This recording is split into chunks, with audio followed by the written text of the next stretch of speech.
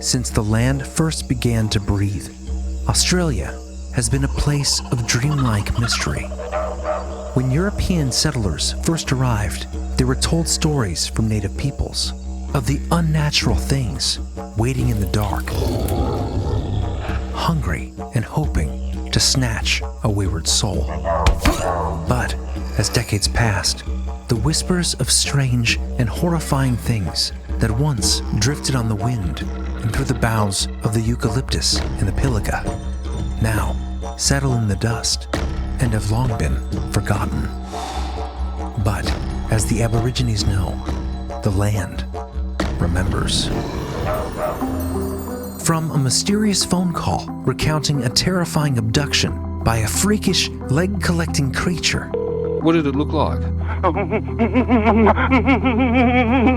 To the sinister UFO abduction of Kelly Cahill with cloaked, soul-stealing beings hunting humans in the night. Join us on this walkabout into the unknown as we explore historical accounts, find patterns in the bush, and endeavor to uncover true tales of horror in the land down under.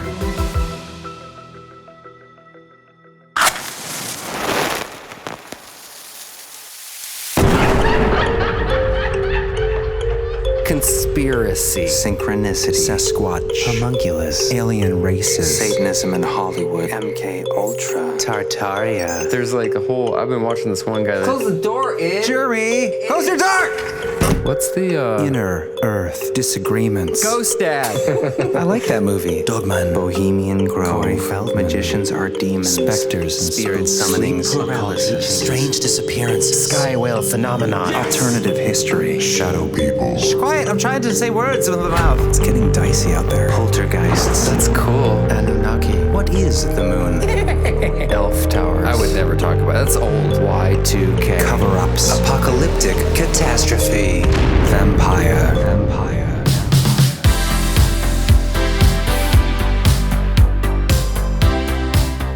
Hello.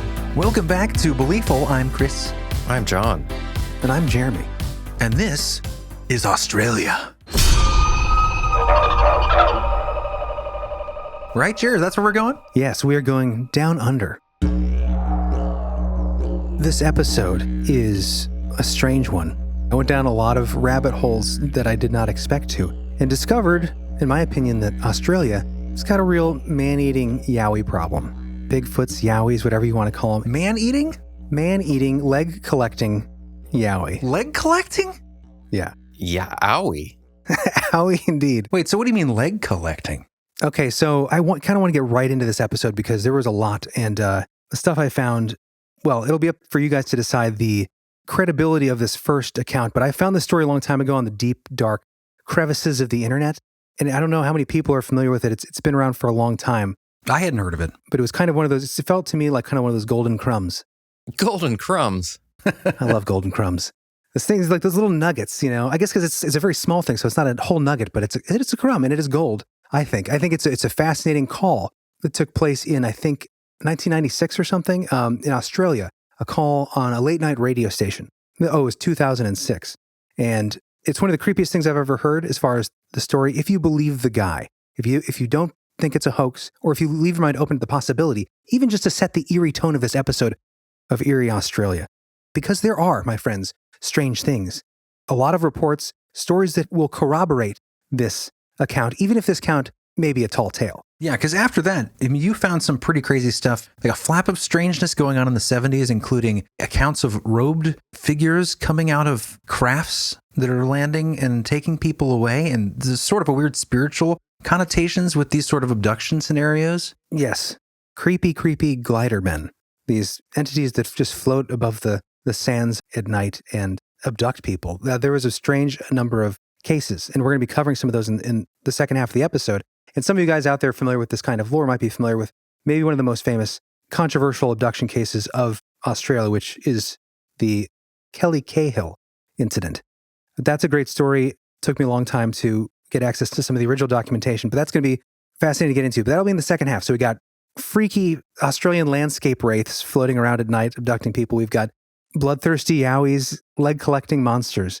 all kinds of fascinating stuff. So, but yeah, if you guys are ready, I kind of want to get into this call because it's been itching at me for about 3 years now to do this. Let's do it.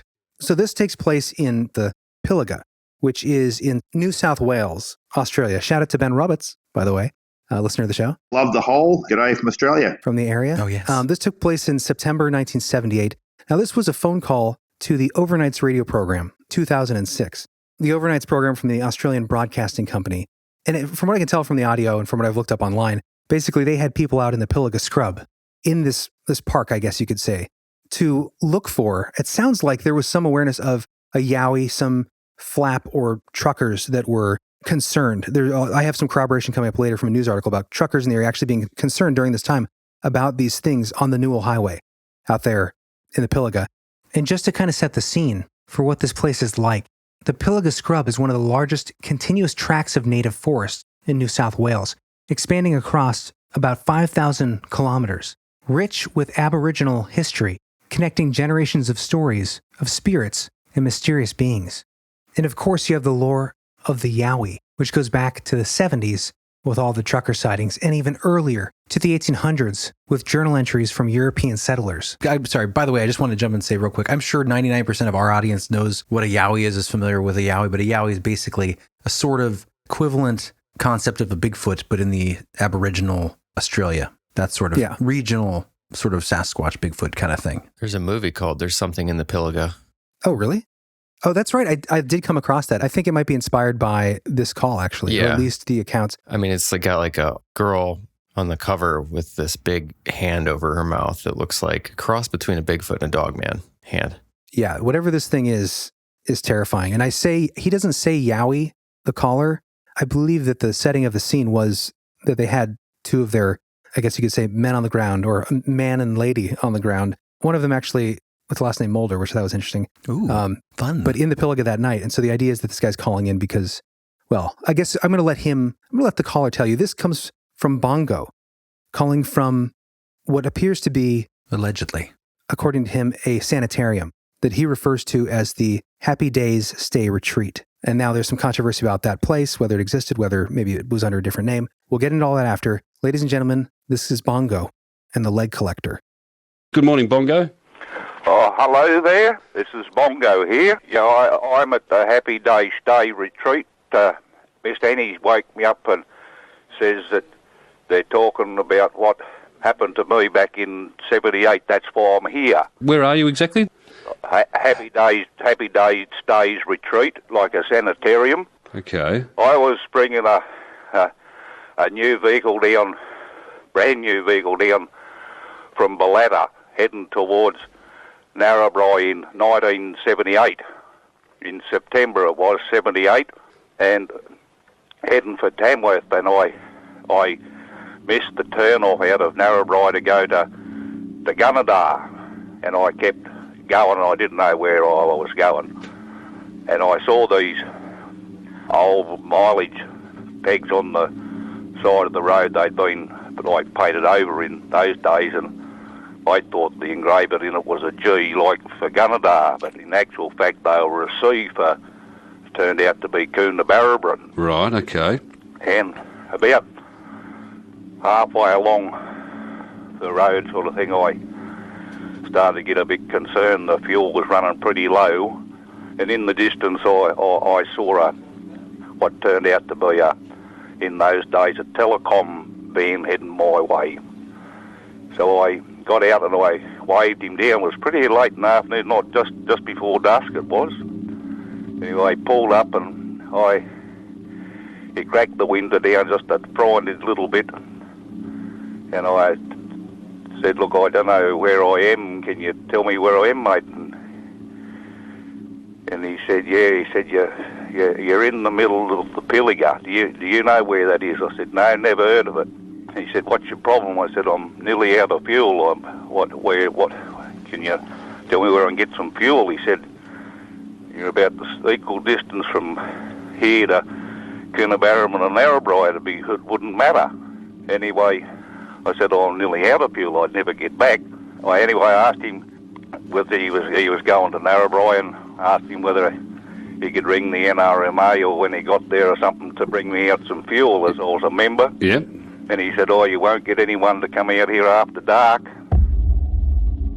Anyway, he didn't explain why, but Right. So you were stuck I ended there. up staying in this big old 4-wheel drive all through the night, and about 3:30, 4:45, this thing just fair started a rocking, and all these funny weird lights and that were dancing around outside in the lookout, and what looked through the window at me is why I'm in this state today. He pulled the door off the hinges. This thing, like, it defies explanation. What it looked like, it was horrific, and it took me through the bush a fair way. So it grabbed hold of you. And we ended up at this. I suppose you'd call it a humpy sort of a thing. And this thing had a real fetish, obviously, for real thin, bow-legged, knock-kneed, white, hairy legs. He had pairs of legs hanging up. And when he realised that I was no good to him, he took me back. He took me back to the edge of the road, whatever it was. I assume it was a he. If it was a she, there's something wrong in the world. But Bongo. I never ever saw him again. And a timber truck picked me up the next morning when it went through, and he took me to Coonabarabran, and it wasn't long after that they made me stay at Happy Days Day Retreat, and I've been here ever since. Bongo, that is just an amazing story. And Miss Annie tells me apparently that there's some idiot out there in the middle of it somewhere last week or something, tempting fate could. There's got to be something wrong with the person. Can you give us if I can't not pushing you too hard, what did it look like? I can't explain it. It was horrible. Pretty scary story there, Bongo, and thank you for that. Oh. And you look after yourself, okay? I'm going to pass your concerns on to Trev, who is our roving reporter, Trevor Chappell and Anna Mulder, who we've got out there in the Pilliga scrub tonight. Bongo, thanks for your call, all right? You look after. Oh.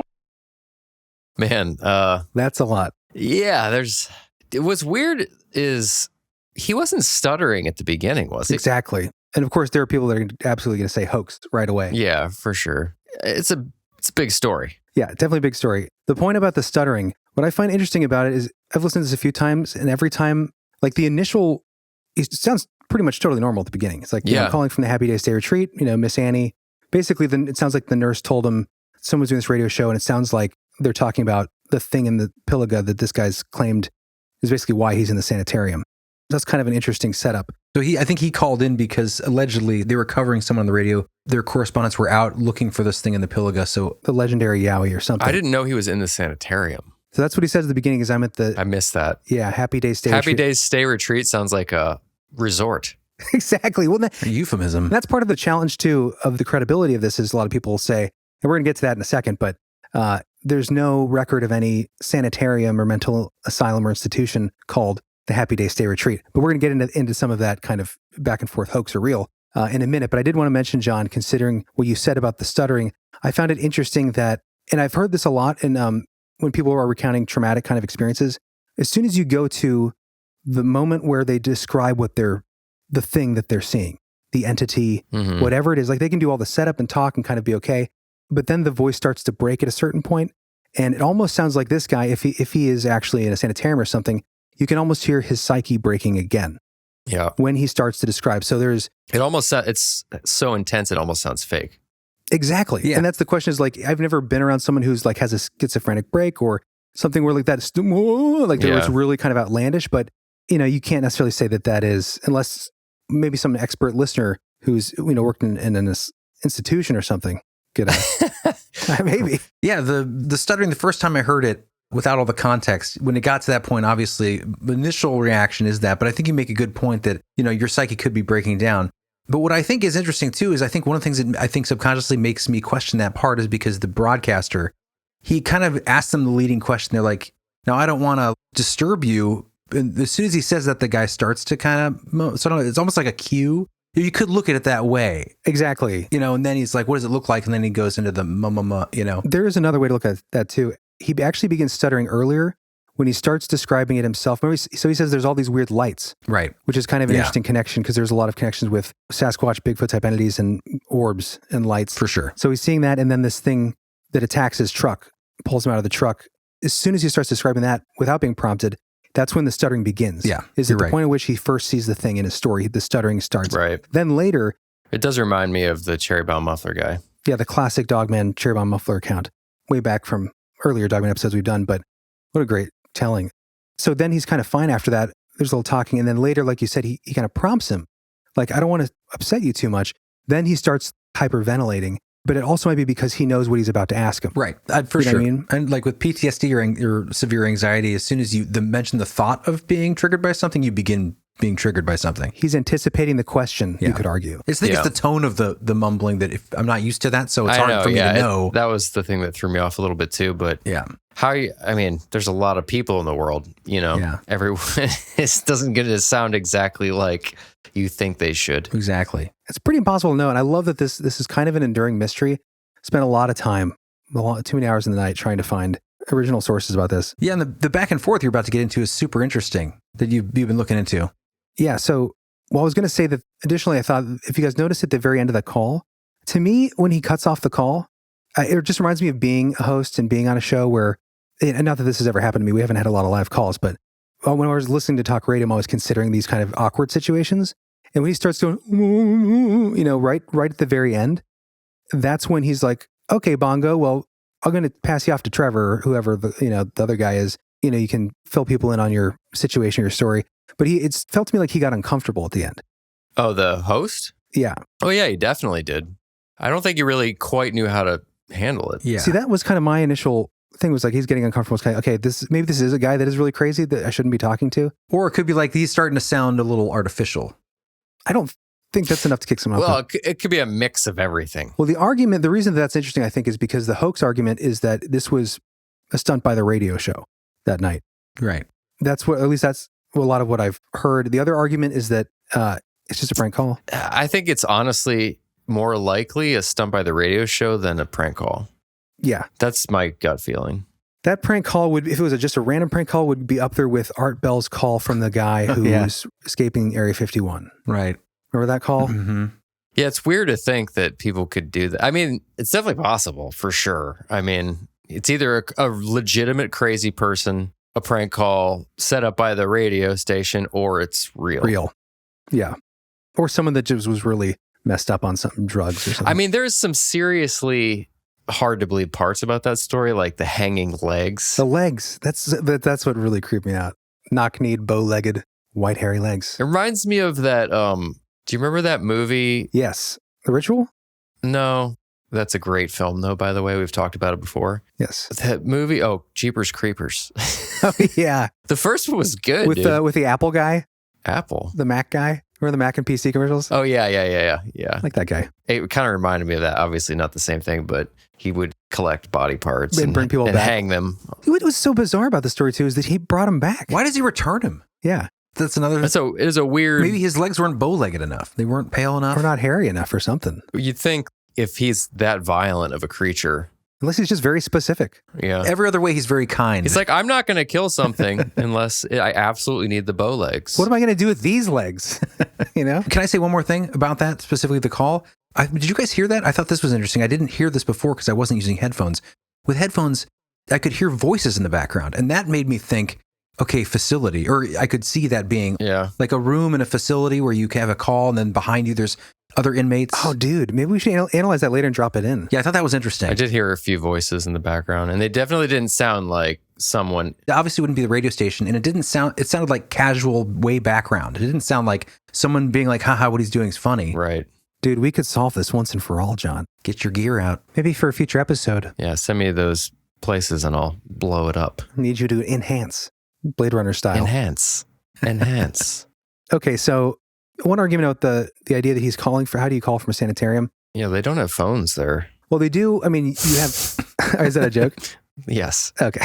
No phones allowed in the building. You're cut off from the outside world. Yeah, you get a certain amount of calls at some places if you're a patient. And the idea that maybe a nurse did know his story, Nurse Annie, and was like, hey, they're talking about the thing that messed you up in 1978, that he would call to warn or confirm her. Is it responsible to let him call? Maybe. Maybe it was part of his therapy. I don't know. I just thought that was an interesting kind of... It's an interesting backstory. It's a clever twist if it is a hoax that they would, like my nurse said they heard you talking about it. And he wasn't like, at the sanitarium, I have this Nurse Annie. He just says, and Nurse Annie woke me up. Like, it just sounds very kind of, I don't know, I think it sounds kind of authentic, but you guys be the judge. I mean, if you saw a Yowie den covered in bow-legged, severed white legs, you would probably lose your mind too. Yeah. You're not going to be the same after that. There's going to be major PTSD. I'd be a better person. John, we're trying to do a superhero Yowie fighter. Much stronger and funnier and faster. For some reason, really ramps up that sense of humor. Those dark situations. Really brings the best out of a person. Okay, so hoax. Evidence of the hoax. Is there evidence of the hoax? So in researching, trying to get as much information I could about this, which was pretty difficult, I'll have all the links in the show notes for you guys. There were a couple threads I found debating this going back to like early mid-2000s. Okay, the most obvious one that everyone always says is, okay, there's no such sanitarium by that name. Right. The Happy Days Stay Retreat. Someone said it's spelled D-A-Z-E, which is maybe why you can't find it. I don't know. There's nothing on record that I could find. But my thought initially was, okay, is it possible that Bongo or patients in general might call it something else? Like maybe either he doesn't, he's not all there, so he doesn't. It's like a nickname or a euphemism. Yeah, it's Happy Days. It's almost sarcastic, right? Happy Days Stay Retreat. Sounds like a fun place to be. So maybe it's just not the actual name. That's one argument. And then what's really interesting is I found an Australian fella or lady. I don't know if this is a male or female name or if it's even a human name. Someone by the name of Ordinal on the Alien Hub forums, an Australian user said this quote, which I found fascinating. It's worth bearing in mind that it's a traditional way of talking for bushfolk, bushies or bushmen, to refer to places by a joke or a fake name, especially if they are sensitive about the topic. If Bongo didn't want to say the name of the institution where he is a patient, it is quite likely he would give it a joke name that makes light of his predicament, such as, quote, Happy Days. It's a bit like the verbal form of laughing when embarrassed, and it's a colorful feature of the way that Bushmen sometimes talk. This characteristic is also seen in Cockney speech, which is almost certainly where it descends from in Australian speech. Oh, interesting. And Bongo does talk with the accent, inflection, and style of an old-time bushman, which is, after all, what he claims to be, or the truck driver version of it, end quote. It's interesting. I just thought it really adds to that kind of context as far as the name. I mean, and either way, I think in general, people give places nicknames. You're living in there, you're very familiar, you call it, whatever. Yeah. Northwest high school we went to, Northwest, which I thought was disrespectful, but it was a common nickname. Good school. Yeah, and he's probably not thinking the mental state that he's in isn't like, well, I want to be absolutely correct about the actual name of the sanitarium. You could make that argument. It's just what he would call it.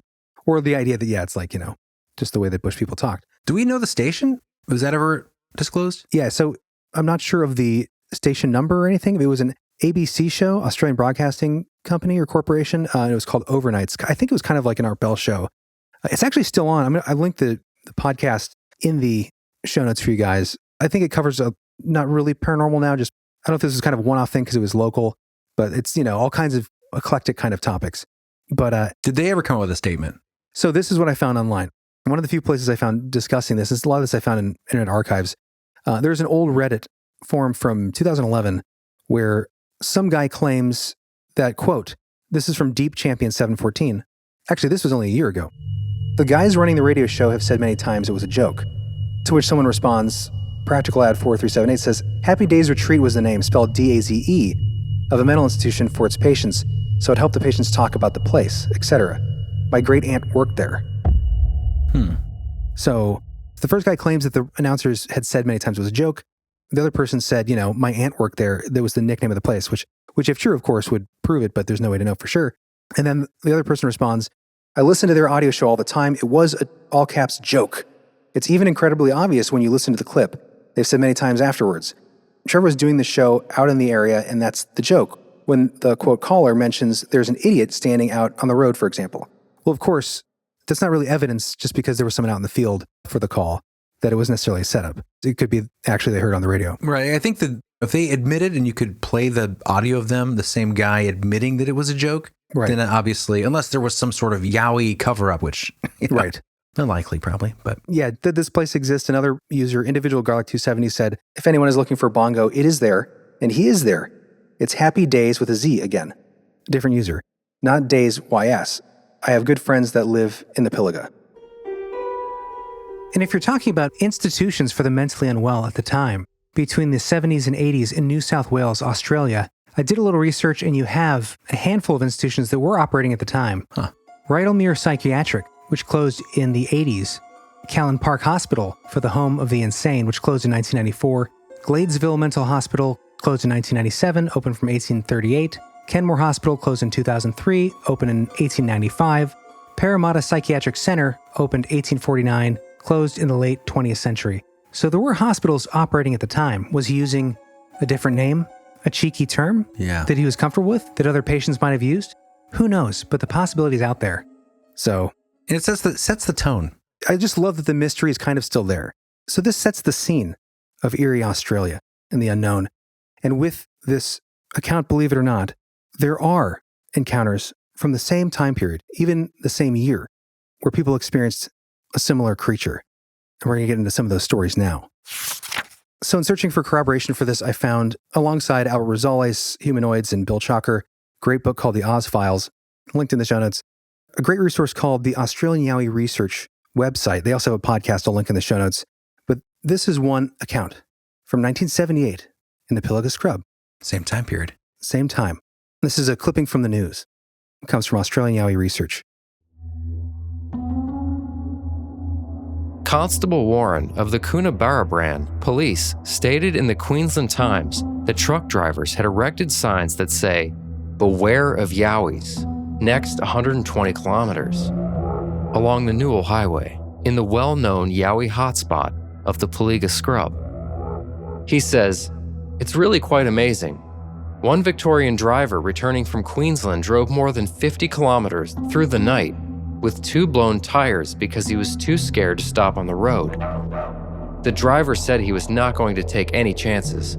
He continued to say that one bloke was asleep in the cabin when he heard this thump, thump, thump. He said he was too frightened to investigate and drove his truck to Narre. When he got there, he found 2 running boards had been pulled off his truck. Another said that he felt his tarpaulin being shifted while parked one night. He said it was dead calm, and when he got up the courage to investigate, he found that one side had been pulled down about 10 feet. One thing is for sure, none of the truckies dared to block the Newell in the Pilliga country during the recent truckies blockades. Truckies have also reported to have found numerous footprints along the side of the highway through the Pilliga, which added to their concerns. Over the years, many people had witnessed Yowies in the dead of the night on the roadside. One man and his friend found one eating a fresh roadkill as they drove past. Nuts. There they are. So I found that fascinating that at that same time we get the call from Bongo. The same year, we have this police constable, Constable Warren, coming on the Queensland Times saying, that there are. And this was apparently a thing. I mean, that's the fact that there's a sign there, like a joke or not. It's an interesting little anecdote. Beware Yowies. Yeah, next 120 kilometers. I mean, it sounds like a joke. Yeah. It sounds like a practical joke, but there are other accounts. I'm going to link again to the AYR, the Australian Yowie Research. Actually, a specific episode I came across that clued me into some of this stuff where they've interviewed truckers and people that lived there at the time. And they said essentially that truckers would go by and they would report things. One guy had a specific story where he was going through and pulled over and saw this essentially Yowie running through the fields along the Newell Highway, and a semi stops and says, "What'd you see?" And he tells me, he's like, "Well, you got to go report it." We all report it. If you go to the service station in Coonabarra, there's a wall. Tell me if you saw what's on the wall there. And there apparently they had like reports and what people had seen on sketches or whatever. And so it was a regular thing on this highway, so much so that like people would try to avoid it. Yeah. But that's some corroboration to Bongo's story, or was it made up because maybe the lore was already there? Either way, there was something out there, according to these truckies at the time. The Pilliga reminds me a lot of Texas.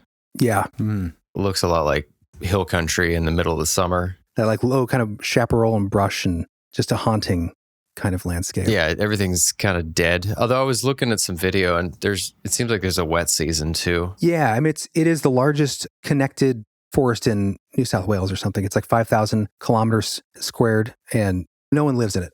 So it's definitely got that availability of the strange. Is this area like deserty or foresty? I was picturing more of like a desert. It's mixed. Yeah. I mean, it's like a scrub, it's not like big, huge trees. But there's vegetation there. Yeah. There's definitely trees in different areas. I'm sure there's desert-ish areas too, where there's not as much foliage. We'll drop in pictures since we're not experts. Looks kind of like a magical place. Yeah. Yeah. I'm watching some video of people exploring. We'll drop in some stuff. If you guys are watching on YouTube, we'll have some imagery for you. And if you're not watching on YouTube, come hang out. What are you doing? Get on over. What are you doing with your life? Yeah, hit like and subscribe. Yes. All right, so this is not the only account in the same period. In 1978, from the Daily News, people were freaked out in the Billinville Valley area because of a rash of livestock murder. This is called livestock eating monsters. Can you murder livestock? Oh, yeah. Yeah, if it's not their time. I feel like it's just killing. No, you can murder them. Oh, that's a good question. If it's with malice and evil. I mean, I think if you just go up and like punch a lamb in the head, like a baby lamb, you murdered that lamb. Walk up to a cow and just jab it with a knife a million times. I feel like it's about the intent. I think it's killer's choice, whether they want to call it murder or not. No murder does not apply to animals. Wrong. Well, I just did, so Legally. there you go. Legal definition. If somebody comes over and like shoots your dog in the head, like you murdered my dog. You killed my dog. You murdered it. That's just the legal definition. Laws don't apply to me, Jonathan. Murder is solely applied to the human. It's true, in technical terms. But I agree with you. I'm just saying. Now, if you're reincarnated from a human into a cow and someone kills All you, right. but it'd have to be knowingly. Okay, we're going to have to move on here. Okay. All right. This is called livestock eating monsters. The residents claim, quote, an animal has been responsible for the slaying of several sheep, a couple of calves, and many chickens in the area over recent weeks.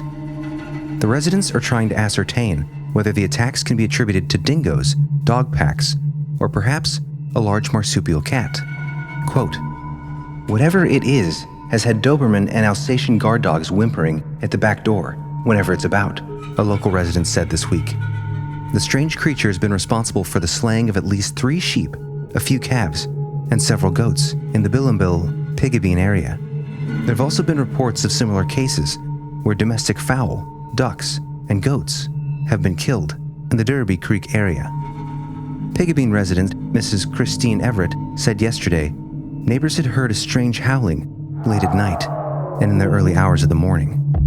Quote, usually the next day people come out to find something has been slain, she said. Mrs. Everett said the people of the area were most concerned at the continuing massacre of their stock. Quote, each time something has happened, at least one person is waited up on the following nights with a gun and a spotlight. However, invariably on the first night, they decide not to wait up. The thing strikes again. She said the residents were mostly concerned by the fact that many of the dogs of the area seem to be terrified whenever the creature comes around. Yeah. Yeah. Dogs are first notifiers. How many killings were there of these livestock? How long this went on? Several sheep, a couple calves, and many, many chickens over recent weeks at the time. This is not the only account. There are other reports online of really interesting visual sighting of this thing and footprints where this guy lived like by a dam and was surrounded by water or something very, very deep. And he argued that it couldn't be a prank because, first of all, who do they live in the middle of nowhere? And all the cows used to stay up on the hill where the food was, started staying down by the house at night. So there's all these little things. Yeah, farmers concerned. Could it have been a dingo? So there's dingo argument. There's also the authority at the time did say he believed, of course he's going to say this because he's covering up for the Yowie, that it was a pack of dogs, wild dogs. They made a good point that if a resident dog, what do you call them, John? You had one, Jake. Domestic dog. A pet? A residential dog. A domestic dog runs into a pack of wild dogs and, has an encounter. They're very likely to continue to be traumatized and terrified from that going forward. And at any time these dogs would come by, they're likely to show fear as opposed to a protective kind of response because they've been attacked. Yeah. Which I think is a fair point. Yeah, this is obviously circumstantial evidence, but I like the upcoming report because I believe there's an eyewitness account. I mean, that's really the juice. And then again in 1978, another account from the Moruya Examiner article where this guy apparently saw what he referred to as, quote, a strange bear-like creature that had been sighted in the Narre area. This was a local guy who didn't want any attention. He just wanted to remain anonymous, so we don't know his name, which I always find interesting, who had contacted the paper and had seen one entity, one of these monstrous creatures on 2 occasions, and 3 of them together in one place on another occasion. He described them as completely covered with hair. These are familiar attributes, having, quote, no neck, with the head sitting right on the shoulders. And the biggest one stood about 2 meters high, or 7 to 8 feet. Rusty brown in color and walked on 2 legs and in a stooped position with penetrating, quote, big, beautiful eyes, doe-like eyes. And his argument, because apparently his encounter was not terrifying, was that he was writing in because he was worried that people would hunt them if they came across them. So he left out the particular spot. So not a leg collector. He basically was warning people like, these are out here, they need protected. I've heard that beautiful eye thing before. Yeah, and maybe there's different species of Yowie, of Sasquatch, or just different personalities. They're soulful beings. I think it comes down to the fascinating fact that all over the world, I've said this many times, obviously, but throughout history and all these different cultures, that you just have versions of this same creature. You know, the slight variations, are they different species? Are they a branch off some evolutionary tree? You know, that's a good question. Always. Have they always been here? How long do we have records going back? Yeah. Let's get into a historical account. This comes from the 1903 Recollections of the Early Days by William Telfer, Jr., the early history of the northern districts of New South Wales. Nice. 1903. Yeah, 1903. Again, New South Wales. This is the same place where Bongo is calling from. This is called the Wallabadah Manuscript. I had an experience myself of this gorilla or hairy man in the year 1883. I was making a shortcut across the bush from Kira to Kobada via Top Binger. It was a very hot day. I was on foot when, after crossing those steep hills, I became tired and camped for about 2 hours. This left me late. The sun was only an hour. Having to go about 10 miles, I was only able to do about 5. As it was getting dark, I came upon a creek of running water and had to camp for the night. I made camp on a high bank of the creek, lit a fire, and made myself comfortable, my dog laying down at the fire alongside me. I sat smoking my pipe. The moon rose about an hour after, when you could discern objects 200 yards away from the camp. I heard a curious noise. Coming up from the creek, opposite the camp, over the creek, I went to see what it was about. It was about 100 yards away. He seemed the same as a man, but only larger. The animal was something like a gorilla in the Sydney Museum, of a darkish color, and made a roaring noise, going away towards Top Binger. The noise getting fainter as he went along in the distance. The next morning, I started at daylight, getting to Bell's Mountain at about 9 o'clock. A Mr. Bridger lived there, and I stopped and had breakfast. I told him what I had seen. They said several people had seen the gorilla in that area, and he was often seen in the mountains towards the Guida and around Mount Lindsay. I was thinking how easy this animal could elude pursuit, traveling by night and camping in the rocks or caves. Interesting. So it sounds like whatever this guy experienced matches our description of the Yowie. He had communications with the Aborigines, guides and the like that all had these beliefs that these things were out there. They were faster than they were. They would eat them. They would eat their children. Familiar story. They would eat them. In fact, the Aboriginal children, according to them, were their favorite food. It eats children. Ooh, dark. Did you guys hear that? There was a listener story we had that you made that little thing for. It eats children. Ugh. Oh, yeah. One more time. I heard it. It eats children. Ugh.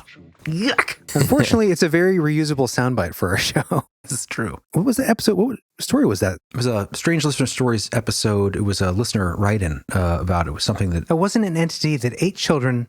It just claimed to eat children. Yeah, freaky. You've been watching too much It, John.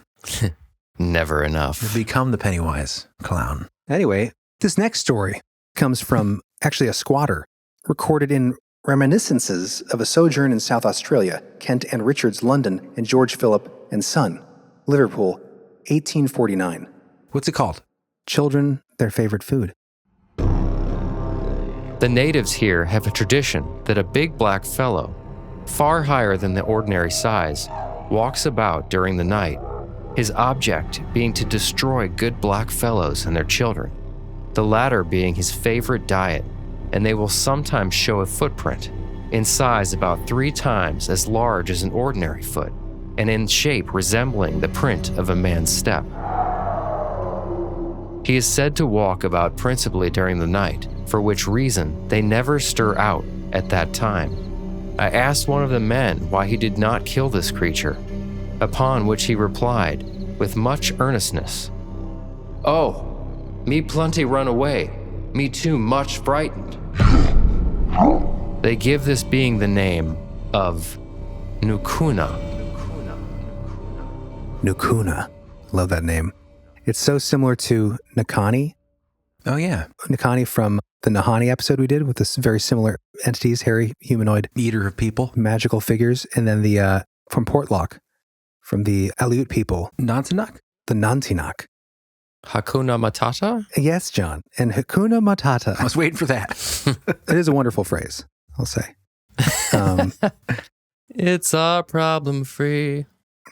Do you know that's part of the song when you said that? Yeah, that's why I said it. I figured, but... Did you know that was part of the song? How cool would that be if I didn't know? It's a wonderful phrase. It is a wonderful phrase. Anyways. So black fellows means Aborigine, right? In the Australian speak? Oh, yeah. To clarify, yeah, there's the term black fella and white fella were ways of Aboriginal people, indigenous people, and the European settlers. Just the way they would commonly refer to each other.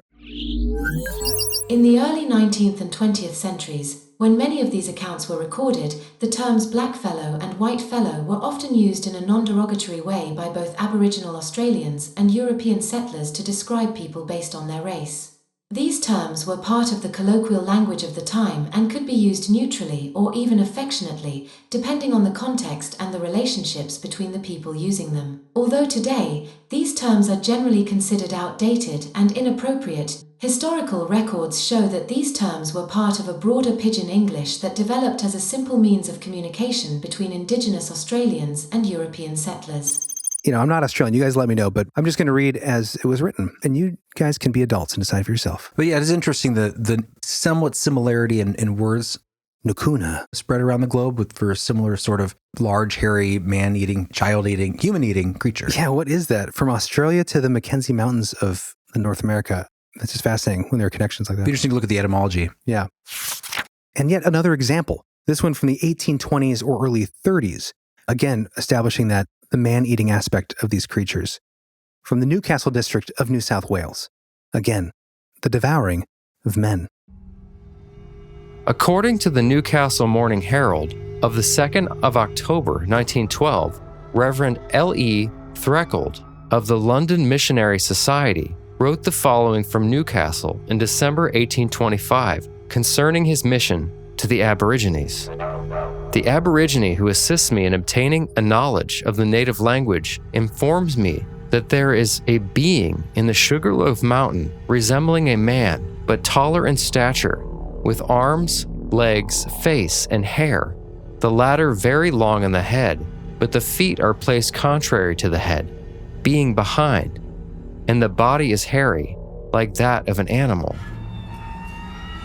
The flesh of this being is so hard in all parts that it is impenetrable, except just between the legs, where a spear may penetrate, but in no other part. He is a fierce being, devouring men, and often pursues the Aborigines in the mountains. There are families of this being, but not many of the species. The cry of these beings is often heard uttering the sound of Paraloralo. dwelling very long on the O. The sound is heard in the summertime. I inquired whether any Europeans had ever seen this Achilles of the Aborigines, and the reply was given that a soldier of the 46th Regiment had heard him one night when he was hunting with the Aborigines.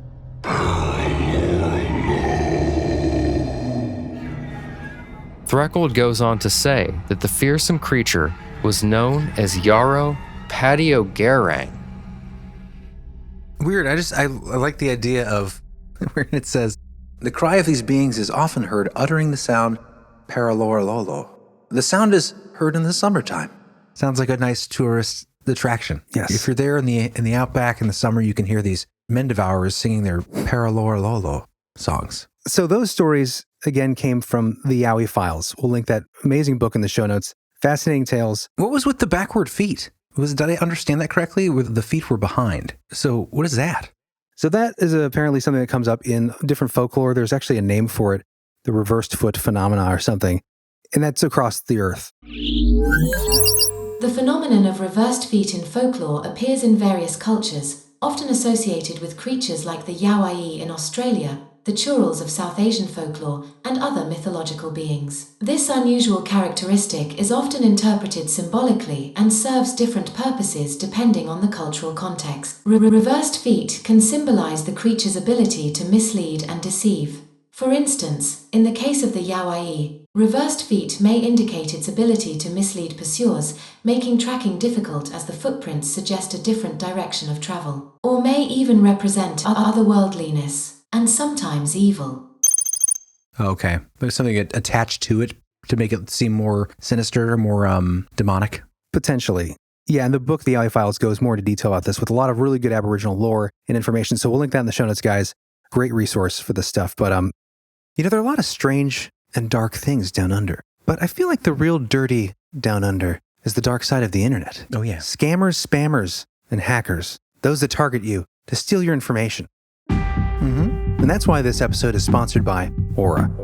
It's all out there. It's all out there, man. It is all out there. Your name, your email, health records. I found this out firsthand when I started using Aura. Turns out my email had been shared way too many times than I'm comfortable with, and it sucks. I hate it when they have your email. Yeah, you end up getting all the spam and junk. There's a great tool actually they have called the Data Broker Removal Tool. Yes! The cool thing about it is it automatically, once you sign up, will start removing where it finds your information that's been sold to a lot of these companies that will then sell that to all those junk companies that send you the spam emails and the telemarketing calls. Gross. Robocalls are the worst. Hi, you've won our sweepstakes. You don't even have to worry about it. They just automatically take care of those. It's like wizard juice. Magic working in the background for you. Wizard juice. Aura. Yes. They also have the classic features that you need for a situation like this. They've got antivirus, VPN, password management, parental controls, identity theft insurance, which is very smart, and all in one place. Yeah, you don't have to buy a bunch of different services. Just check out Aura. It's really easy to set up, and if you go through us, you get a 2-week free trial. Access granted. Yes! So head on over to aura.com/beliefhole to start that 2-week free trial. Why not? Give it a try. They support us. Give them a shot. Feel the wonder of Aura. Bathe in the aura. You won't regret it. And a link for that will be in the show notes, guys. But I think it's about time to take off the hairy suit and look toward the sky.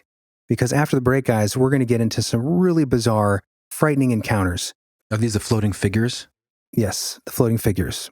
Do we know what's going on for expansion? Yes, and the expansion is going to get even more strange, actually, because there was just a ridiculous amount of fascinating tales that get even weirder.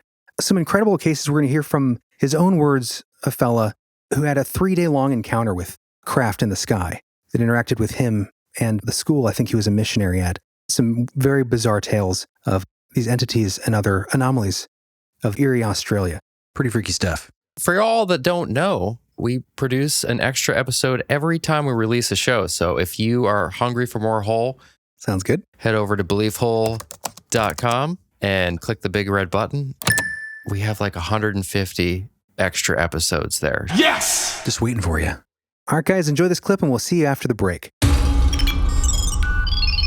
Access granted. Thank you. Just after 6 p.m. on Friday, April 2nd, At least 14 Kempsey residents observed what appeared to be a pink flare approaching the river from the south. Reaching the river, the light turned, following the course of the Maclay River in a northwesterly direction. It finally disappeared in the direction of Green Hill. It was at Green Hill that an extraordinary drama unfolded several hours later on the same night. At about 10 p.m., an Aborigine man went into the kitchen of his home at Green Hill to get a drink of water. Suddenly, he saw a, quote, small face pressed against the window pane. It had no hair and was the shape of a small saucer. Too terrified to run away, he was drawn towards the face by some unseen force. His wife in the next room heard glass breaking and ran into the kitchen just in time to see her husband disappearing horizontally through the top section of the bottom window. The 5'3" man was apparently lifted bodily a distance of 4.5 feet.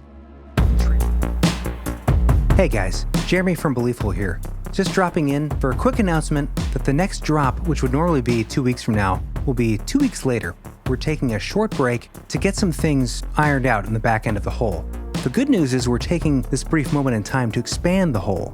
When we come back, we'll finally have the first real line of Believable merch up on the website. We're also going to use this time to tackle scheduling some really exciting interviews we have coming up for the season, as well as the long-awaited live streams we've been excited to do, and prepping for some truly deep dive episodes for the remainder of the season. So keep an eye out for those announcements. And if you're missing the hole and want to bathe in the vibe of mystery in the meantime, not only can you join the expansion for full-length, fully produced episodes that you may not have heard if you're not a member yet, but you can also check out our new ambience-based YouTube channel, Dark Mountain Ambience. Check the link in the show notes. If you enjoy the animations and the sound design and just want to hang out in an atmosphere of mystery and the strange for research, studying, or even sleeping, check out Dark Mountain Ambience and join us for a chat for the first hour of the premiere of our new Ambience, Norse Folklore Landscapes, an adaptation of the animation from episode 5.6 Norse Witchcraft and the Hidden Folk. It's an ancient Nordic escape with transportive music and immersive sound design in the spirit of the whole that will take you back to the magic of the ancient Norse. So we hope to chat with you there at 9 p.m. this Wednesday. Check the link in the description for Dark Mountain Ambience and for the expansion if you haven't yet dived deeper into the whole. But now, back to the episode. Welcome back, guys. Hey, welcome back to the Outback. Nice, Chris. What a restaurant. Awesome blossom. Are you guys ready to change it up and get into the strangeness from the sky? Yes. In the second half, what we will uncover, my friends, is a disturbing pattern of entities from the sky, coming in strange craft, terrorizing people and animals alike. Some reports are more friendly, when the visitors don't make contact directly, but simply wave from maybe a porthole or a door in the craft, which oddly does happen in some of these accounts.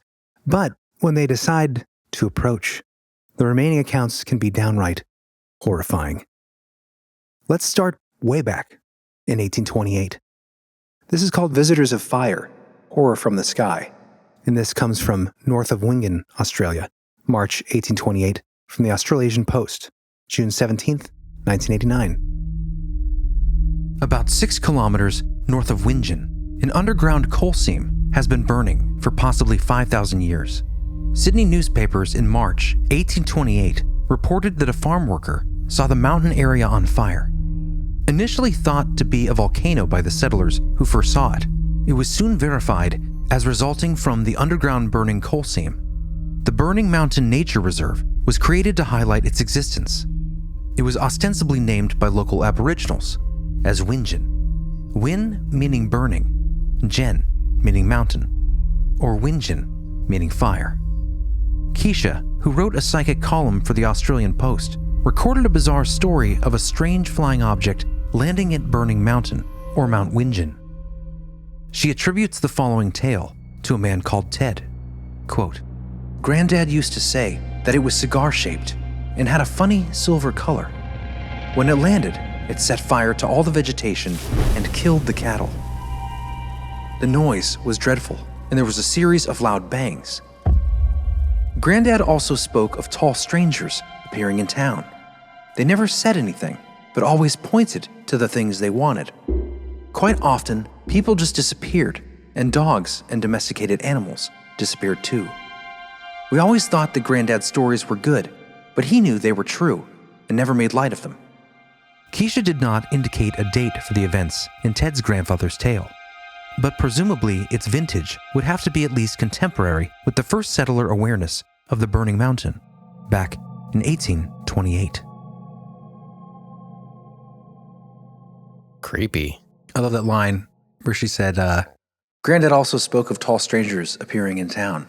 They never said anything, but always pointed to the things they wanted. It's just very it reminds me of Signs, M. Night Shyamalan movie. Uh-huh. There's the scene where the guy who's trying to draft Joaquin Phoenix character into the military. Oh, yeah. Talking about, been talking to strange people about town lately. Very campy, but Scouts. Yeah, this is just sets the mood for sure. Yeah. For sure. And we will see these strangers soon.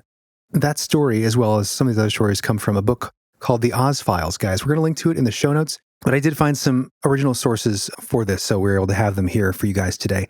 But Bill Chalker, one of the preeminent Australian UFO researchers from what I can tell, his book and his website will be linked in the show notes. There is a web archive of his site, so you can find more of his writings and accounts of these. This pandemic, if you will, this plague from the sky continues on and does affect the cattle and these people. Again, in the 1860s, cattle are being plucked from the Robe district of South Australia. Mr. Ray Bradburn reported that his great-grandfather, while mustering cattle in the Robe district as a young man, was camped under the stars with fellow drovers one night. They observed a dozen large, silvery glowing objects in a cluster, descending from high in the sky to the west. The glowing objects were circular and perhaps 50 feet in diameter. They hovered a few hundred feet above the plain where the cattle were grazing. As the men watched, the objects began slowly dispersing in various directions, each emitting strong light beams from the center of their undersides. The cattle stampeded in a panic in all directions, while the drovers looked on helplessly. After a few minutes of mayhem, the light beams of each craft began fading. The mystery objects gathered together high in the sky and commenced flying eastwards at an increasing speed out of sight and over the horizon. The next morning, a count showed that at least 30 head of stock were missing. A thorough search around the flat landscape failed to find them, although an Aboriginal stockman found a number of sets of hoof impressions which came to a dead stop, as if the animals had been plucked from the ground. The men wondered if the animals had been taken by the mystery visitors. I mean, that's a very fantastic story. Yeah. There's a whole herd of cattle plucked up, stampeding away from blue blasting beams from the sky. I mean, that's pretty incredible. I've never heard an account like that where an entire herd gets taken. Hoof prints stopped dead in the dirt. Where did they go? Yeah. That's the question. I mean, it's pretty unexplainable. They're with Willie. Free Willie. Oh, from the Killer Whales. Orca Abduction episode? Yeah. Yeah, that was a bizarre. Yeah, the Orca Abductions. I don't know what they're doing with these things. Oh, yeah. They're literally just taking them for their own zoos that they have. I thought you were referring to the movie, and I was like, that happened in the movie? They really got abducted by aliens? We got our crazy Alaskan episode with those whale abductions. Yeah. Yeah, they're taking them to the zoo, John. You're right. They have been unharmed. They're being taken very well care of. That's the very best case scenario. Or they're just taking them back in time, like the whales in Star Trek. I mean, I guess it's better than mutilation. You know what, guys? Speaking of nighttime in the Outback, it gets hot out there sometimes. Actually, it probably gets cold. But in other places at night, it can get very warm, like your house, like your bedroom. Especially in the summertime. It gets hot everywhere. I've been melting lately here. And whether you know it or not, temperature has a huge impact on your sleep quality. Oh, I felt that. That's why this episode is brought to you by Miracle Made. Miracle Made! Miracle Made sheets. Excellent. Yes. You know how they keep it cool, Chris? Silver isn't just used for werewolves and vampires anymore. That's right.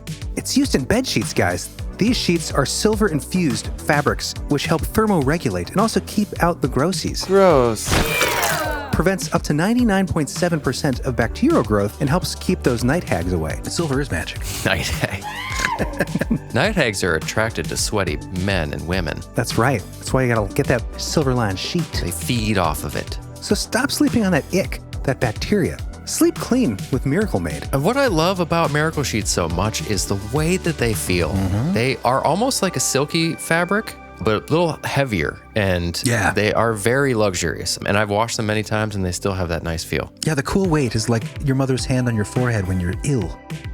That's what it reminds me of. Just reassuring and cooling. Yes. Mommy? So guys, if you want to check these sheets out, go to trymiracle.com/beliefhole to try Miracle Made sheets today. If you order today, you can save over 40%. And if you use our promo, BeliefHole, at checkout, you'll get 3 free towels.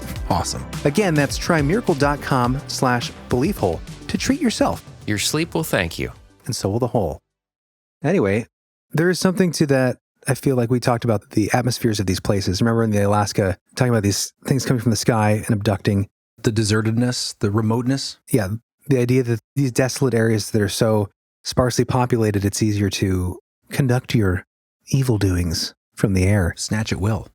This next story I love, and man, oh geez, I could not find the original account of this. I picked this up from Albert Rosales, and it is such a cool, strange account.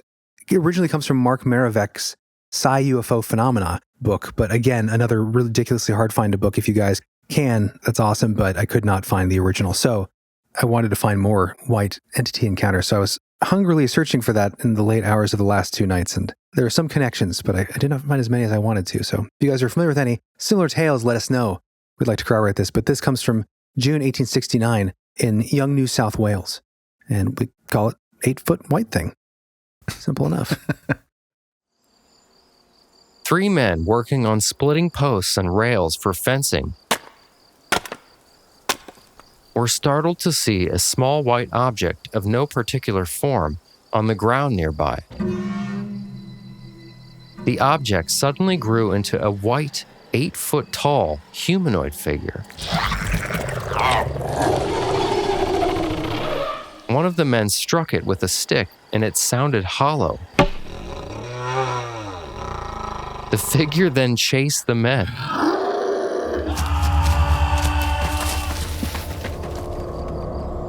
The men encountered this same figure on another occasion and also saw a strange animal resembling a dog with a chain attached to it.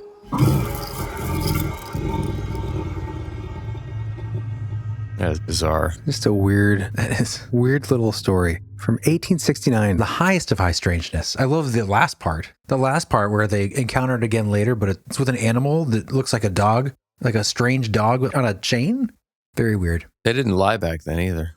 No tall tales. Yeah, obviously there's a lot of fictitious newspaper accounts in this time period, so you do have to, wonder about a lot of these accounts. It's hard to know now. Yeah. Looking back. You're always looking for patterns, and you can never be sure. Yeah. But the more patterns that come not just from these old accounts or tall tales or alleged tall tales, but the accounts that people report today, when you see some of those patterns, or people that report in the past and have other ways to verify some of their details. Yeah, and this account is so random. Yes. You know what I mean? Like, it's so strange in the 2 aspects of the story. One where it's a floating white object that turns into a humanoid figure. And then the other aspect, just kind of like as a side thought, that they see it later and it's with a dog-like creature on a chain. Yeah. That's so random. Anyways, I know, guys, this does not exactly match the pattern that I've kind of set up here as the thesis, but I just love the story so much. So bizarre, anecdotal. Is it fairy? Is it fake? Who knows? But it's fun, I say. But the white aspect does pop up a little bit in a little anecdote in the following terrifying, controversial encounter of Kelly Cahill. Oh, yes. So the story of Kelly Cahill, the abduction of Kelly Cahill, took place August 8th, 1993, in Narre, North, Victoria, Australia.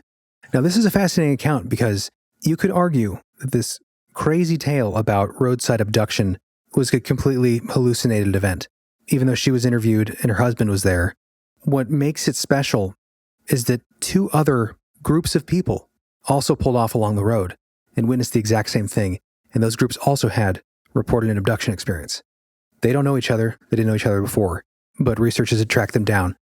And that's one of the things that makes the story so unique. Kelly Cahill. Kelly, of course, is a pseudonym. so we don't know her actual name. And a lot of this stuff was brought out through Bill Chalker and his book in the Oz Files. Freaky story. It's important to note that Kelly claims that she had no interest or really understanding of UFOs or aliens before this happened, other than, as she said, the cute, little dude from E.T.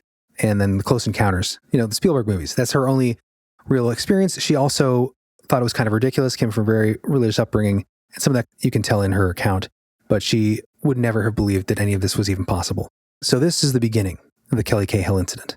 And then after we go through the first part of her story, we will then describe the terrifying encounter from the perspective of the other roadside witnesses. My husband and I were driving to my girlfriend's place up in the mountains. It was her daughter's birthday. It was just after dark, and we were about half an hour from her place. I'm just busy looking out the window. I look over towards this field as we are going past, and I see a ring of orange lights. It was the first time I ever thought I had seen something that wasn't normal. I was going to shut my mouth. I thought, no, my husband would just have a go at me. But a couple of minutes up the road, I said, I swear I saw a UFO. He said, Don't be stupid. It was probably a helicopter. I said, it wasn't making any noise. It was just sitting on the ground. Anyway, after a few jibes at me, he forgot all about it, and we arrived.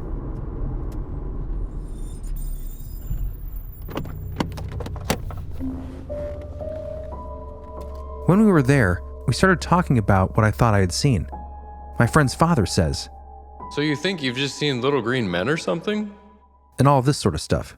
It was turned into a joke, and I just totally forgot about it. We went out and played bingo and got back to my girlfriend's at about 11 p.m., and we didn't stay for very long after that. Anyway, we were driving back down the same stretch of road, Belgrave Hallam Road, just outside Belgrave South, when we saw something sitting there, hovering above the road in front of us. I couldn't tell what it was. We were far away, but as we got closer, it wasn't like the orange light in the field. It was a round shape with some sort of glass around it, or what looked like windows and lights around the bottom. It was dark, so you couldn't really tell at first. But as we got closer and closer, there was no noise or anything. Even my husband was saying, You're right. That's something. That is very, very strange. And I swear I saw people in there. And then, just as I said to him, I swear there's people in there, it shot off to the left as fast as it could go. I mean, it just disappeared. Within a split second, it was gone. We kept driving, and about a kilometer ahead, all of a sudden, there was a really, really bright light in front of us. And I've got my hand up above my brow to look out the window, because it's that bright. But I can't see anything. I say to my husband, What are you going to do? He said, I'm going to keep driving. I knew I was going to see a UFO. I just knew, because of what we'd seen. I'd seen it twice already in one night, and the adrenaline was pumping. The heart was thumping. I was so excited. All of a sudden, what seemed like only a moment later, Kelly was calm, as if nothing happened. Weren't we going to see a UFO? She asked her husband. I don't know. We must have gone around a corner or something. He replied. Kelly thought she might have blacked out, but her husband disagreed. They argued about what happened for part of the way home, where they arrived at about 2:30 a.m. Kelly, who felt greatly disturbed, although she didn't know why, was certain they had left their friend's place before midnight. Her friend later agreed with this, and that the journey had therefore taken about an hour more than it should have. Her husband insisted they had left later, more likely around 1 a.m. On the way home, Kelly could smell vomit, although she couldn't see where it was. She also had stomach pains. When I got home that night, I found a triangular mark below my navel with what looked like a little laparoscopy cut. And I also started bleeding that night. 3.5 weeks later, I ended up in the hospital with an infection in the womb. I hadn't stopped bleeding. I know I wasn't pregnant, as the doctor suggested. He said that the only way you can get that kind of infection in the womb is if you've been pregnant or it's been caused by an operation. Horrifying. So that's the beginning. And as we'll hear coming up, the other women involved end up having the same physical injuries. So there's multiple eyewitnesses to this account. Different vehicles that had parked on the road that didn't know each other previously. Wow. That's one of the things that makes this case, I think, so compelling. That and being able to see whatever these things are inside of the craft, illuminated in the windows. Yeah, that's a thing too. And I don't know if it's just Australia where it's not, but there's so many of these reports. That's one of the things that ties them together too, is being able to see the entities from within, and stories that will have a few corroborative anecdotes right after this that point to that attribute of these things seen inside the windows of the craft or waving back. Yeah. Whether they're the same entities or something else. So she doesn't remember this right away. As you have with missing time and abduction scenarios. Right. They end up going back and fighting over what time they left their friend's house because it's hours later than it should be. And her husband won't talk to her about it. He's not the most willing communicator when it comes to this. And this whole situation actually leads to their divorce, which is really sad. Aw. She starts to wonder, did this even happen to her? And then a couple months later, they're driving along the same stretch of road, again on the way home from her friend's place. Oh, this is where it gets insane. And right as they get to that spot, the memories come flooding back. We finished rounding the bend, and the light was no longer in my eyes, but it was coming from a craft, which I could now see. This was sitting in the middle of a big paddock, on our right, and it was big, really big. It was in a low gully, about 150 meters back from the roadside. It was about the width of an Olympic-sized swimming pool, and easily as high as a 2-story house, and it was brightly illuminated. That's when I yelled to my husband, "Andrew, quick, pull over. Stop the car." He shot me a worried look. Do you think so? Do you think we should stop? I thought, you can't be serious. Of course we have to stop. This is the most incredible thing we're ever going to see. I was excited, really excited. So I said, "Of course I think so. This is a real UFO, pull over." He relented and pulled the station wagon over to the left-hand side of the road. The craft was across the road from us and in the distance. We couldn't believe what we were seeing. The awe I was feeling was indescribable. The road was pitch black. There was no moon and no streetlights, and Andrew turned off the headlights. The only light came from the craft in the field. I got out of the car and stood beside the door. The craft was completely lit up with mostly large circles of bright orange light, like amber stoplights, and what seemed to be a fluorescent mist surrounding the object, a little like the haze around a street lamp on a rainy night, and what seemed to be a glow of blue below, like a shell or half moon reaching to the ground. Because we saw people in the craft that hovered above the road earlier, I'd assumed that the orange lights were actually windows. I shut the door and moved to the front of the car to meet Andrew, and then looked back along the road because I could see another light out of the corner of my eye. There was a car behind us. It was stopped about 110 meters back. Only later did I discover that there had been a third car behind this one. I could see 2 people standing in front of the car behind us, holding hands. I didn't know them. We started walking across the road. I felt like I needed to pinch myself. My mind kept reminding me, "You are conscious. This is real." I was grinning from ear to ear. There was no question in my mind that this thing wasn't a UFO. I instinctively looked downhill at the people behind us. I was glad that other people were there. It meant there were other witnesses and our story would be believed. After that quick glance behind me, my eyes were glued to the craft for most of the time. Andrew and I held hands as we crossed the road.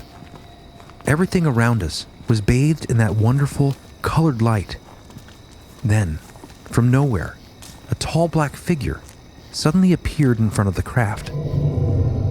It was silhouetted against the blue shell and was just standing there, alone, looking at us. It was very tall, too thin, and kind of misshapen. The head was not quite right, and it looked odd. I squeezed Andrew's hand and said, "Look, there's someone coming." Yeah, I can see it. The being was coming towards us slowly, from over 100 meters away. At this point, other beings appeared out of nowhere and approached rapidly and smoothly across the grass, as if gliding.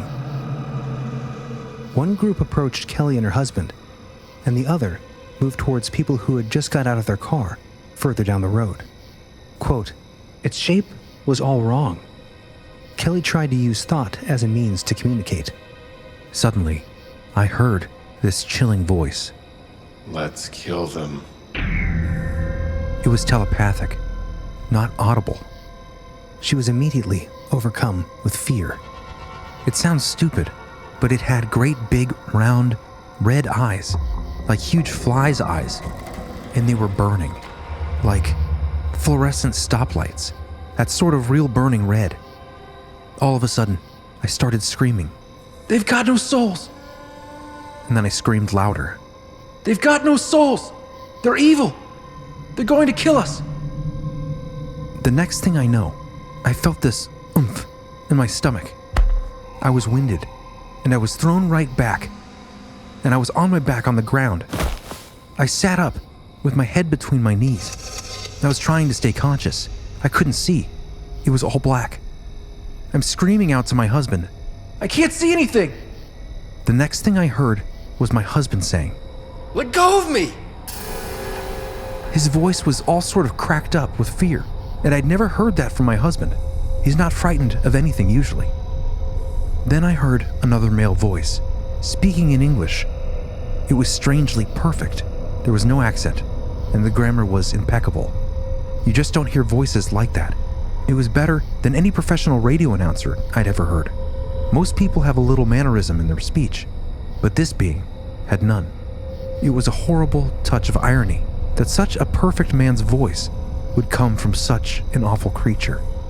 This voice I heard was now audible, and it said, "We mean you no harm." My husband replied, "Why did you hit Kelly then?" That's the last I heard of my husband's voice. I heard the strange male voice. Then I heard myself saying, "Oh God, I'm gonna be sick." I had my head between my knees, and I felt violently nauseous. Then I must have blacked out for a little while. I don't remember being sick. Then I remember hearing talk about, quote, being a peaceful people. And I started screaming out, and I said, "Don't believe them! They're going to steal your souls!" I know it sounds ridiculous now, but at the time I was hysterically terrified. I was really, really terrified. I had never felt terror like that, not even in my worst nightmares. That is freaking crazy. Terrifying. Definitely sounds like demonic. Yeah, well, she definitely interpreted it as an evil experience, and them being evil specifically. And when she said, there's a quote where she hears them in her head saying, "Let's kill them." It goes into way more detail in the book. I had to really edit it down. Basically, she says that it felt like it was more like a question or a neutral question, like they just did not care. They were like, should we just kill them? Like they were looking at us, what should we do? And that's when they fly at them, charge them, gliding. And that's what terrified her. At that point, she felt they had no souls. And then the guy that she was talking to, or the entity with the perfect voice, who had no mannerisms, but had this kind of beautiful, characterless voice, it just had this kind of sarcasm and disdain when it would say things like, "We mean you no harm," or referring to her as daughter, and he the father, she thought was a take on because she prayed to her father, like her holy father, God. Yeah. So there's this kind of like demonic element to it, she felt. Very, very creepy. Probably one of the creepiest abduction type stories I've ever heard. You know what it reminded me of? Do you guys remember the episode we covered in the desert? High desert, high strangeness. Those red identities. Yeah, and they also the way that they came at the RV really quickly from far away, and they moved as if they were floating, just like this story. And they had the big red eyes, almost like, are these the same things, just across the globe? Potentially. Very, very strange. So how did it, I mean, it didn't seem like there was an ending. Yeah, so... As far as like they let her go or like... Yeah, so there was an abduction at this point. And while the women, Kelly specifically, and then the other women from the other group, remember the experiences in the abduction and in the ship, the husbands do not. Or they remember hearing sounds, but they have no visual recollection. And the men, or at least one of them, her husband, Andrew, which I don't know is a pseudonym, he was able to recall like the sounds and smells on the ship, but couldn't see anything. I think as well as the other fella. And the other fella had been in a car accident right before. And actually, we should jump to that. We should jump to the experience of the other group. So the other witnesses on the road. Yeah. This is what happened to them. And this again goes to the fact that corroborates Kelly's account, deeming it not just a psychological episode. This is a quote from the interview from William Bill Chalker's book, The Oz Files. And this is the other witnesses. He says, "For the trio, The experiences seemed to have started as they approached the site while still driving. All three could hear a strange noise and started to feel ill. Bill felt as if he was going to faint. He started to lose control of the car and ran off the road, striking a pole.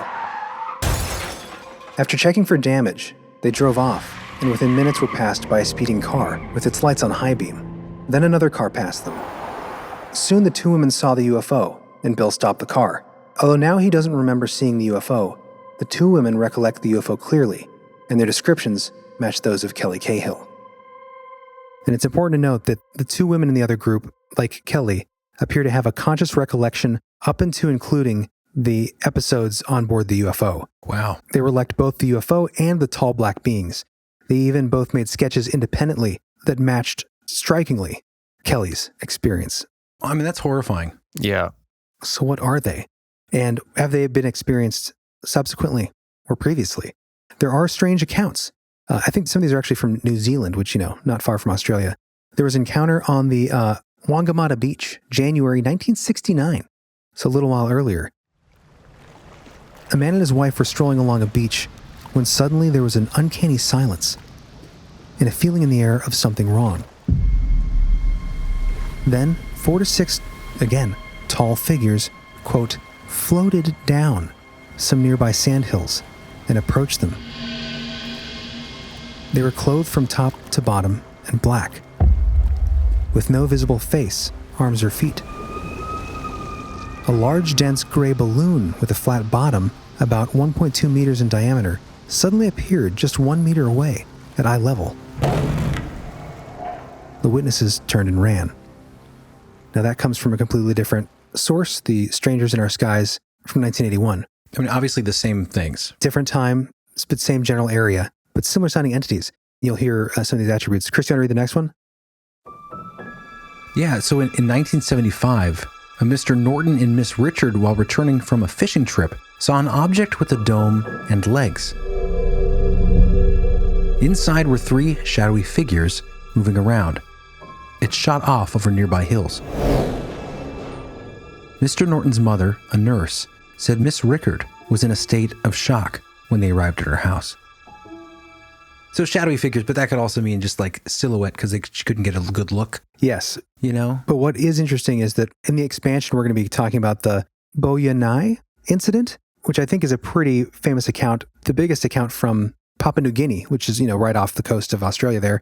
And in that account, it's also a dome-shaped craft with these little legs with entities inside waving. Weird. Yeah, super bizarre. Are they the same? I hope they're not the same for his sake. Yeah, I mean, this whole second half of this episode is pretty frightening in my mind. Yeah. I mean, this sort of connective nodes of these dark figures, seemingly demonic, they have no souls. They're trying to kill us, with the lie of like, we won't harm you. Right. The red glowing eyes. Very unsettling, especially since there's a pattern in this region anyway. In January of 1910, in Invercargill, several witnesses, among them a vicar, the mayor, and a policeman, saw a cigar-shaped object hovering at 30 meters. A man appeared at a lateral door and was heard shouting some words in an unknown language. The opening closed, and the object accelerated away and was lost to sight.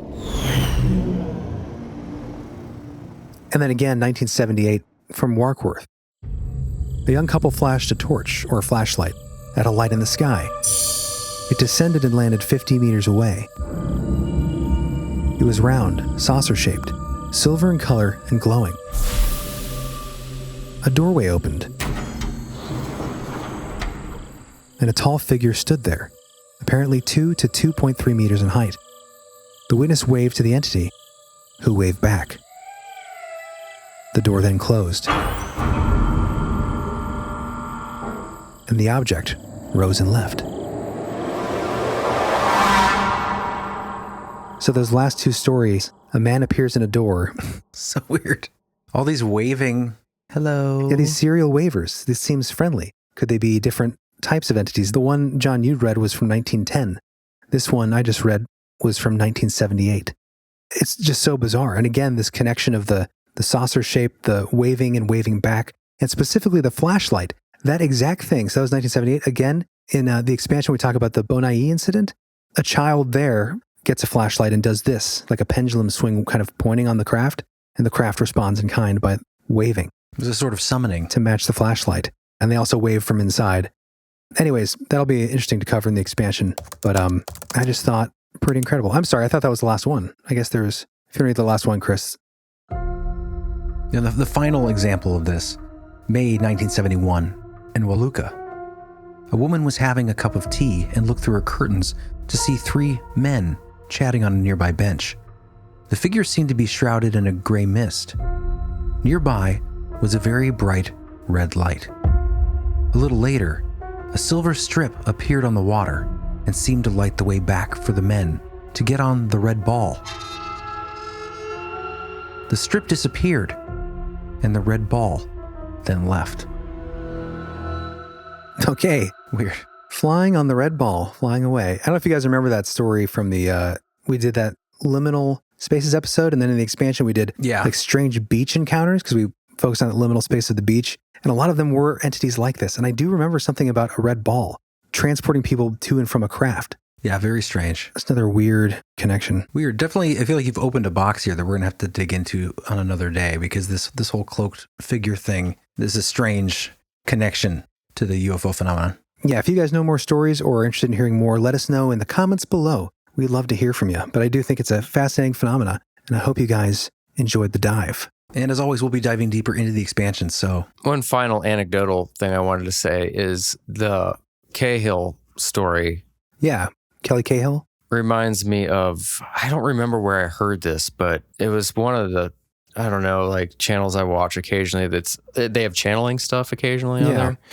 And there's UFO stuff. I think it's called the Jeff Mara podcast on YouTube. I've mentioned it before. That sounds familiar. I don't know if that's for sure where it was, and I don't remember where it was, but it reminds me of a very specific thing that I heard when he talks about these. There are beings out there in the universe that look at us like, look at human beings as like the way we look at a bug that hits the windshield when we're driving. Yeah. Like that's how much. Yeah. Just don't even concern that it's not even that they are like malice. They want to hurt us. Right. It's almost just like we're nothing. Yeah. It's like indifference. You actually complete indifference. You brought that exact analogy up. I think I was the last episode. Not the last one. I remember mentioning it before, but it was a while ago. It's a good analogy because I think we talked about in the connection with fairies. It's the same kind of idea with the fae. They don't really care about you one way or the other. It's more just like you're something in the way. Yeah. Or they might choose to take an interest, but that's like the best hope you could have. Yeah. You know, there's no love in the sense, or like concern. Any compassion. Yeah. Or understanding. Just kind of a beneath you kind of. Yeah. I mean, that Cahill, that incident for sure, like where she says that she heard telepathically, let's kill them. And then it was like, hi, we're here to, don't be scared. We're your friends. That's very creepy. That's definitely like, that's more of like a direct, that's not evil. A difference to me. That's more of like, yeah, we see you and we don't want you to exist anymore. Yeah. Well, it sounded like, and I'll link her book, which is also hard to get and expensive. I'll link it anyway in the show notes. Is in her own words. And some of that I pieced together from the different sources. So hence the narrator. Yeah. And it would say like, when she said my husband and stuff, it was an interview from the Oz Files with Bill Chalker's book, which was kind of more raw because she was being just interviewed after it. Her book was like, she'd had time to think about it and refer to her husband as Andrew. Right. But fascinating and terrifying stuff for sure. Yes. Yeah. So if you guys want to hear more, go to beliefful.com and click on the big fat join the expansion button. And we're going to dive even deeper and stranger in the expansion. A whole nother fully produced, fully length-longed episode. Hit that like button. Hit it in its heart, and you'll get us in our heart. Oh, yes. And shout out to Bex, incredible landscape painter, painter of the Outback, and friend of the show, who sent us this beautiful painting we'll have in the show notes. Hope you're doing well, Bex. And with that, guys, I think we have some very special people to thank. Thank you, too. Oh, Odin Osset, guys. Odin Osset is a Dogman whisperer. Oh my gosh. Give a bark! Give a bark! Sorry. I got a little intense there. Welcome in, sir. Thank you, Odin. Hello. Ben Menke. Hello. Hi. Bill Menke. Bill Menke is your name. Hello. Bill Menke. Bill Menke is not stanky. No, he's not. Little hanky-panky with Bill Menke in the expansion hole. There you go. Welcome in. Bill's like, what? That's a weird one for me. Welcome, Bill. Thank you. Thanks, Bill. Sean McDevitt is here, and he is I'll let you say it. He's a classic dogman whisperer. Nice. Whispering sweet nothings in the beliefful eardrum. That's right. You got to give credit to Sean McDevitt. That's all I got to say. You have to. And you know what? You also got to escape your frickin' basement when the time comes. Storm Cellar Boy. Storm Cellar Boy is back. Nice. And he is a dogman whisperer. Out of the basement, into the hole. He's hiding from the NATOs. Hiding from the NATOs. Welcome in, Storm Cellar Boy. Those are tornadoes. Okay, this is a good one. Oh, I love this name. Oh, wait, there's a pronunciation in there for us. Euglia Vigliac. Euglia Vigliac. Yes, thank you for joining and thank you for spelling out your pronunciation. I hope we got that right. Appreciate that. With a winky face. That's nice too. Thank you for coming. Where are you from? That is a fascinating name. I love it. We are happy to have you. Vigliac. Megan Joff. Or Goff. Oh, thank you, Megan. Classic name. We're happy to have you, Megan. Many Megans. Thanks for being a sweetheart. Yes. Josh Brosius. Josh Brosius. Oh. Yes. Sorry. Sounds like you're making fun of him. No, I'm like, There's oh, excitement. it's so It good. just feels good on your mouth, when your tongue. Brosius. Like ambrosia. How can I make fun of him? I don't even know him. Exactly. Josh is the liquid of the gods. Thank you, Josh. There is no funds being made. I love that name, though. It reminds me of a dinosaur. Brosius. Brosiosaurus. Thank you, Josh. Zane Brock is here. What's up, Zane? Yes. Hey, bud. Yes. Fist bump in the air. Zane, I got some Zane in my brain. Buy some stock in Zane Brock, because he is a worthwhile man. It's Zane Bot Chris. Oh, darn. Him too. We're rhyming so good today. Ooh, I like this one. Cooper Dellinger. Oh, nice. Does that not sound like Deadly? like she's got a Tommy gun, or he's got a Tommy gun in his car? Robin Banks, like a hero. I wonder if you're related, Cooper. Let us know. Dogman Whisperer, guys. Give her a howl. Give him or Or a him. give him or her a howl. Got a lot of gender both way names. Gender both way names. The more I do this show, the realize there's so many names that can go either way, and I did not even know. Thank you, Cooper. Solid, my friend. Yes. Spam Fontana's Autopsy Turvy World of Formaldehyde and Seek. I think they ran out of space. Oh, that was great. Spam Fontana. Okay. Wow. That's a lot. Yeah, thank you. Spam Fontana's Autopsy Turvy World. Thank you. It's got to be a real thing. Maybe it's a show or something. That's what I'm guessing. Thank you, Spam. I'm going to crack open a can of you. Appreciate the support. Yes. Yes. The Hero-Maniac. Or Yes. Hyromaniac? Hyromaniac? Hyromaniac? Oh, I like that. That's probably Hyro. Probably Raymond Pyro. The Hyromaniac is here. Thank you, Hyro. Welcome to be here, Hyro. Yes, we're happy to have you. You are full of wonderment in my eyes. Sapphire Hillary is a Dogman Whisperer. Nice. Thank you, Sapphire. Dogman Whisper. Dogman Whisperer? Oh, yeah. Is it? What? Sapphire Hillary, we are going to give you a howl right now. Do it right now, John. Now. Hit it. Good job. Rachel Boone, we'll see you soon. Yes. Because you are in the expansion. Thank you for joining us, Rachel. Rachel Boone, you make me feel not like a loon. Thank you for your support So and all of our crazy ideas. Sorry. And finally for today, welcome in Anya. Anya. Anya. What a pretty name. Anya Palace. You are a wonderful person. Thank you for being in the hole with us. We love you, Anya. We're ending on the name of the dog that Chris and I might be adopting. This is true. How synchronistic is that, Anya? Oh, that's crazy. What a unique name, too. Yeah. Anya. That's wild. Welcome in, Synchronicity. Nice to see Welcome you to be again. here, Synchronicity. Happy to have you. Thank you, Anya, for your support.